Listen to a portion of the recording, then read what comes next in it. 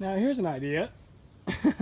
Something I didn't really think about when I was building the lean-to, but something worth thinking about for any sort of barn you're going to build is how are you going to clean it out?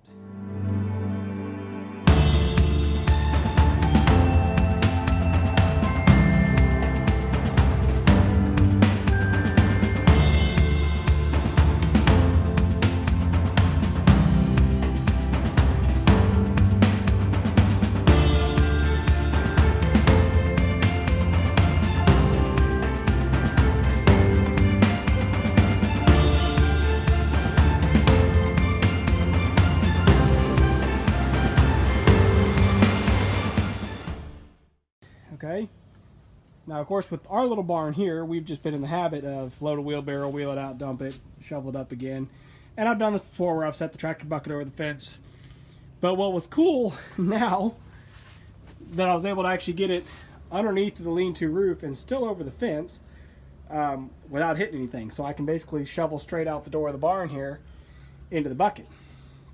But what it made me think about was future opportunity on this lean-to. Now what we were planning on doing was probably just running sheet metal just, you know, straight down these walls, just vertical panels to close it in from the north wind so we could have actual stalls right inside of here. But now that I'm looking at it, I'm thinking, you know what? If we could put big rolling barn doors right there, okay, so maybe this section from this post to this post, maybe that's solid. And then the next section actually has split rolling doors that could roll open. That could actually be a huge benefit in the design construction of this. Now, I think I could make it fit because the barn doors would be 1.5 inches thick, and and the metal will lay flush. So yeah, there's plenty of space. We could actually put rolling doors right here. I'm gonna bring the idea up to my wife just because I think she might actually like it, especially seeing this opportunity here.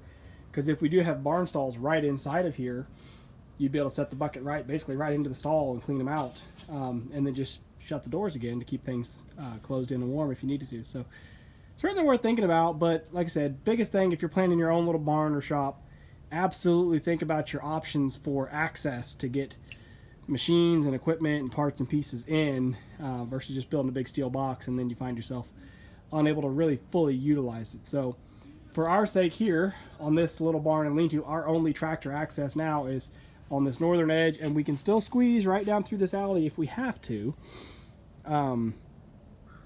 but you know, I try not to. That's why we didn't put the lean-to on this side, was so we could actually get the tractor still in on this side of the barn, which of course, looking at it now, if I folded my roll bar down, I could actually drive the whole tractor under the lean-to.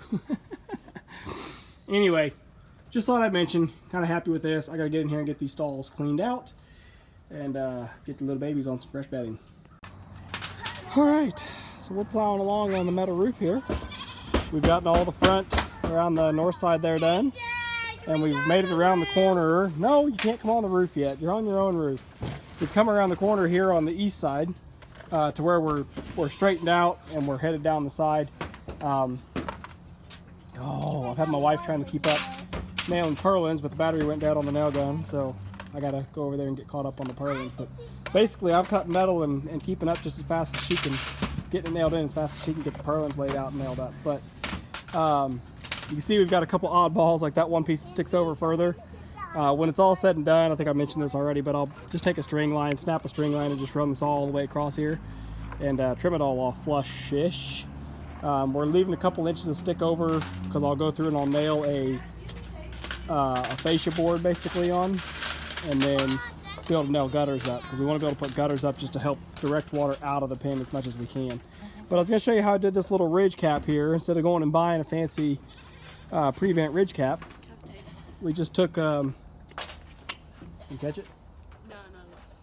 We just took one of these pieces of metal and ripped it lengthwise. Actually, I was trying to use some little scraps for it, but because of where the purlins land out, I didn't have many places to actually be able to nail the scraps down. So I used 2 little scraps and then learned that. So on this last one, I used a full 8-foot piece, and that was good because that gave me plenty of opportunities to line up on the purlins and actually get it nailed down. But yeah, just cut it lengthwise. It's flexible enough that you can fold it. This is such a flat angle anyway. It's a real flat pitch on the ridge here anyway, so it doesn't really matter.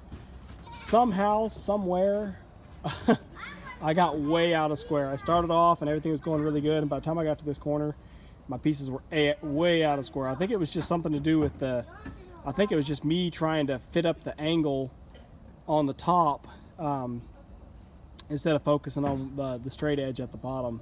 I don't know, but it's got way out. I just said the heck with it. I'll just trim it off later. So anyway, it's coming along good. I don't know if we'll get it finished today. I was hoping we would, but you know what? Every little bit that we get counts. Every little bit helps. It'd be really cool to get all the way to that corner at least done. That way we could walk all the way from the barn out to the weaning house there and be under roof if it's raining. But anyway, we'll keep pecking away at it. Just thought I'd give you a little update and show you how I did that ridge cap.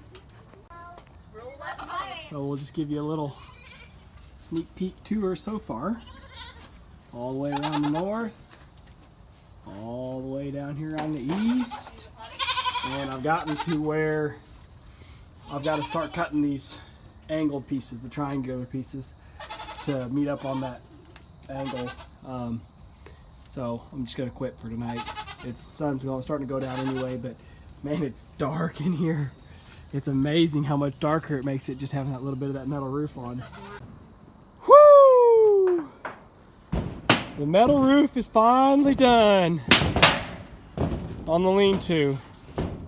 Finally. I mean, in theory, I've got to put a piece of rake trim on that edge eventually.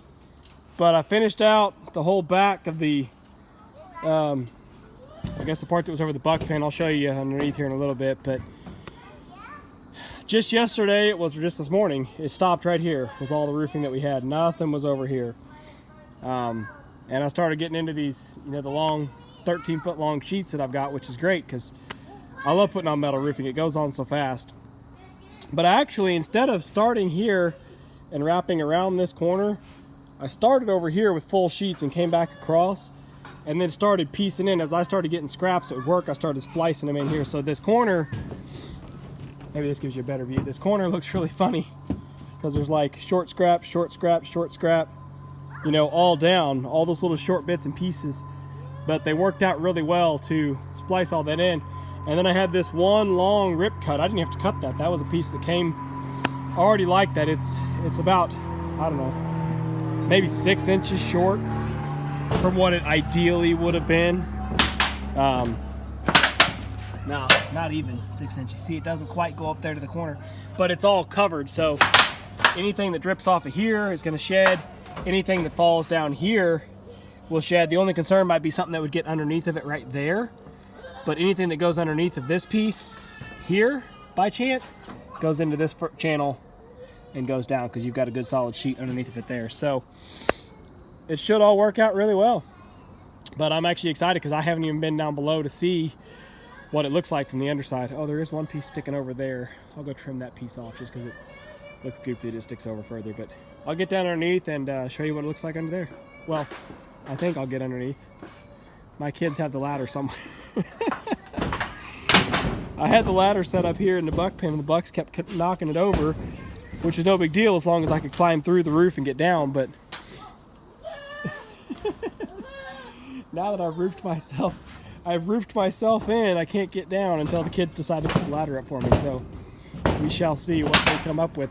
Mackenzie she took it, she had it stood up out there against the fence. She said, "Dad, how are you gonna get down?" I said, "I don't know." I don't know why you put the ladder over there, hon. So anyway, they're fine. I'm sure they'll figure it out. They're all working together, and it wouldn't surprise me to see Mackenzie climb up here in just a second.